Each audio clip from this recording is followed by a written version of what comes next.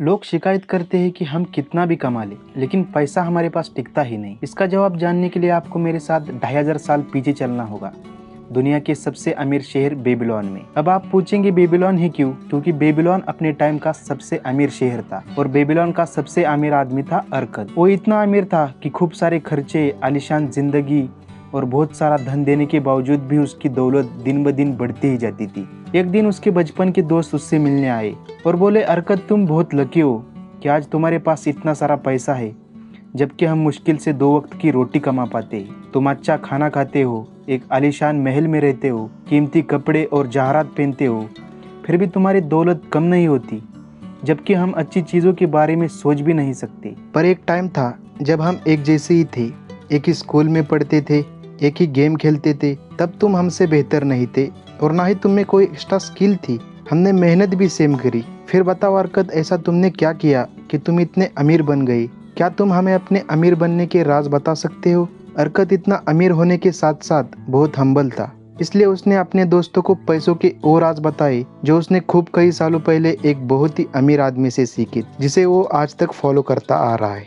इस पर अरकद ने कहा, ये सब इसलिए है क्योंकि तुम लोगों ने इतने सालों में दौलत बनाने के असली कायदे नहीं सीखे, या फिर शायद आप लोग उन्हें भूल गए हो। सो मैं तुम लोगों को एक कायदे सिखाऊंगा अपनी खुद की कहानी बताकर। ये सब तब स्टार्ट हुआ जब मैं काफ़ी जवान था।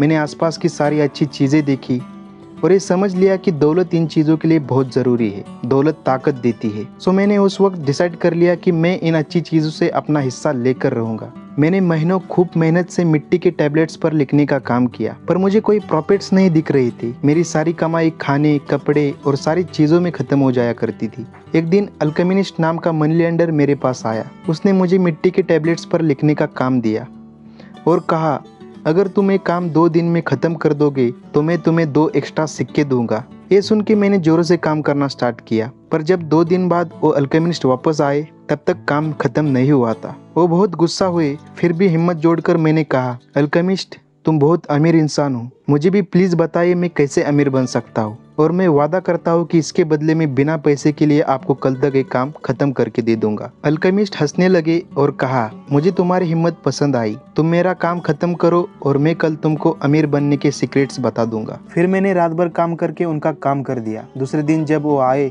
तब मैंने उन्हें कहा, आपका काम हो गया है, अब मुझे प्लीज बताएं अपने सीक्रेट्स। अल्केमिस्ट ने कहा, ठीक है, गौर से सुनना। मुझे अमीर बनने का रास्ता मिल गया जब मैंने डिसाइड कर लिया कि मेरी कमाई का एक हिस्सा मुझे हमेशा अपने आप को देना चाहिए। मैंने सोचते हुए पूछा, बस यही? उन्होंने मुस्कुराते हुए कहा, बस यही ने एक भेड़ चराने वाले आदमी को मनी लेंडर बना दिया जो कि तुम्हारे सामने खड़ा है। क्या तुम कपड़े बनाने वाले को उसके काम के लिए पैसे नहीं देते? सैंडल बनाने वाले को और बाकी सब लोगों को? बताओ मुझे, तुमने पिछले महीने की कमाई से कितने पैसे अपने पास रखे, या फिर पिछले पूरे साल की कमाई से? तुम पागल हो अरकद, तुम सबको पे करते हो बस अपने आप को छोड़कर। याद रखो, हर वो सिक्का जो तुम बचा के अपने आप को दोगे वो तुम्हारे स्लेव जैसा होगा जो तुम्हें और सिक्के बना के देगा। अगर तुम्हें अमीर बनना है तो तुम्हें तुम्हारी सेविंग से कमाई करानी चाहिए और उसकी कमाई से भी कमाई होनी चाहिए। इस बात को हल्के में मत लेना। ये नॉलेज देके मैं तुम्हें तुम्हारे काम से 1000 गुना ज्यादा पे कर रहा हूँ। तुम्हारी कमाई का एक हिस्सा जो कि 10% से कम नहीं होना चाहिए वो तुम्हारा है और तुम्हें उसे अलग रखना चाहिए। पता है हरकत,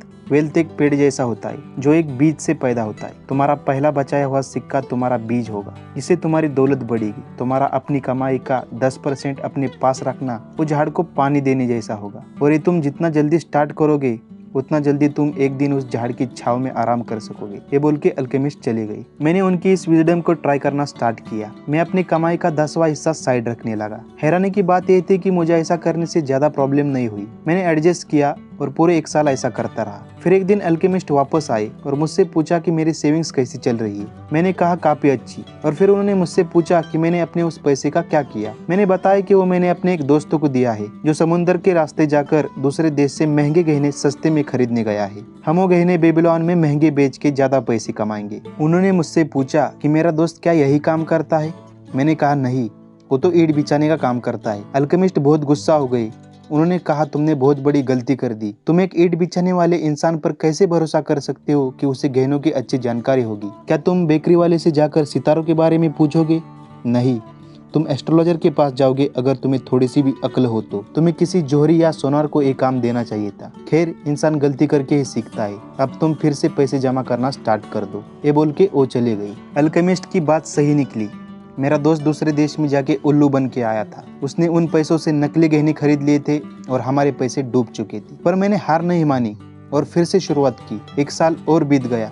इस बार जब अल्केमिस्ट वापस आए तो मैंने उन्हें बताया कि इस बार मैंने अपने पैसों से पीतल खरीदा और उसे ढाल बनाने वाले को दे दिया है, जो मुझे कुछ महीनों के गैप में प्रॉफिट्स का हिस्सा दिया करता है। अल्केमिस्ट को ये अच्छा लगा। फिर उन्होंने पूछा कि मैं उन पैसों का क्या करता हूँ। तो मैंने उन्हें बताया कि मैंने अपने उन पैसों से अच्छे कपड़े और दूसरी अच्छी चीजें खरीदी। अल्केमिस्ट हंसने लगे और कहा कि तुम अपने पेड़ को बढ़ने से पहले ही काट रहे हो। अगर तुम ऐसा करोगे तो वही पहुंच जाओगे जहां से शुरू किया था। तुम अपने सेविंग्स के बच्चे को ही खा रहे हो। तुम्हें अभी अपनी कमाई पैसों को फिर इन्वेस्ट करना चाहिए और ऐसा करते रहना चाहिए बिना उसे फालतू चीजों पर खर्च करे। एक टाइम आएगा अर्कद जब तुम दिल चाहे पैसे खर्च कर पाओगे बिना तुम्हारी कमाई को कम किए, पर वो टाइम अभी नहीं है। अब अल्केमिस्ट 2 साल बाद मुझसे मिलने आए। उन्होंने मुझसे मेरे बिजनेस के बारे में पूछा। मैंने कहा अभी तक जितना मैं चाहता था उतना तो नहीं कमा रहा, पर हाँ, मेरी इन्वेस्टमेंट पैसे बना रही है। अब उसके बच्चे और उसके बच्चे के बच्चे भी पैसे बना रहे हैं। मैंने फाइनली पैसे कैसे बनाते हैं सीख लिया है आपकी मदद से। ये सुनकर अल्केमिस्ट ने मुझे अपना पार्टनर बना लिया